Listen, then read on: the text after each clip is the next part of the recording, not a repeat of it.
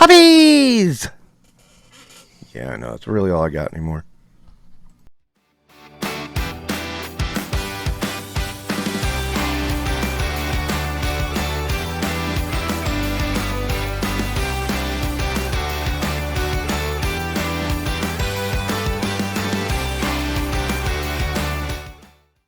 Ladies and gentlemen, boys and girls, and children of all ages, gather around for Infinite Realms. By the way, if you are 16 or under, you probably should not be watching this because sometimes I use bad words. Okay, moving on. We have today a review I've wanted to do for quite some time. I've really been looking forward to it. Jerry the King Lawler. Now, why would I want... Now, you may be asking, why on earth would you be looking forward to Jerry King Lawler? What did he ever do? Puppies! No. Okay. Jerry the King Lawler was in, of course, Memphis Wrestling. Memphis Wrestling, for me as a kid, is about as local as it got. I mean, they would travel Memphis, Knoxville, Lexington, Louisville, and I got to see a few shows there. This was a rough crowd, though. I'm going to tell you, this was a rough crowd. I didn't get to see much, but I would watch it on TV. And, Jerry the King Lawler was legitimately the king of Continental Wrestling Federation. He was. He was tough. He was a badass. He was mean. I mean, when I watch him to this day, when I watch stuff from him in the WWF, I'm going, who is this guy? Who is this goofy guy? It's not the guy I know. I mean, it's such a sharp contrast. You really should go back and watch some of this stuff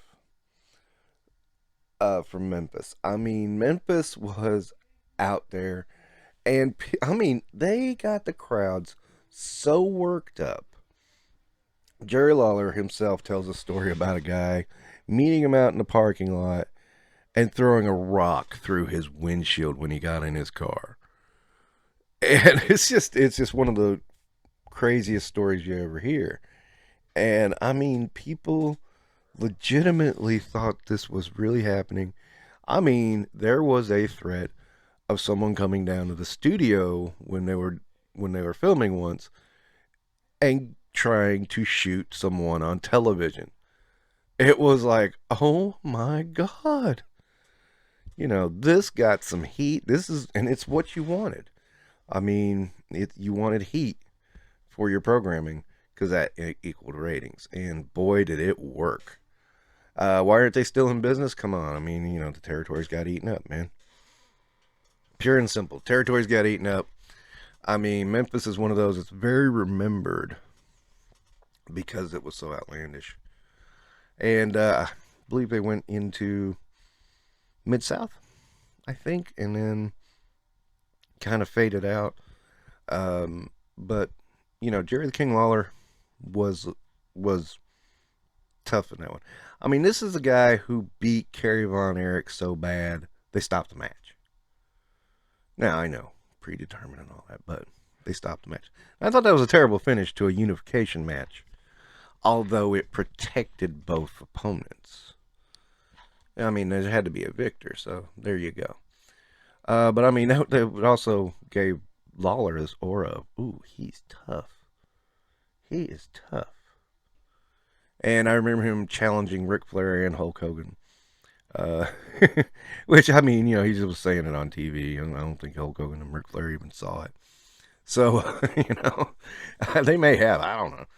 But, so yeah, as soon as he got to the WWF, I mean, he got goofier, and I'm sure it was Vince McMahon. I mean, and don't get me wrong, Lawler is funny. He's genuinely hilarious.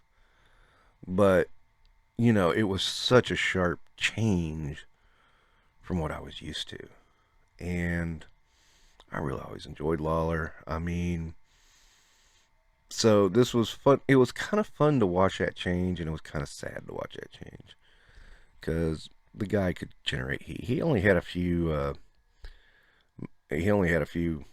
encounters. One with Bret Hart. One feud with Jake Roberts, and I kind of forget the rest. But then he went on to commentary and puppies, puppies.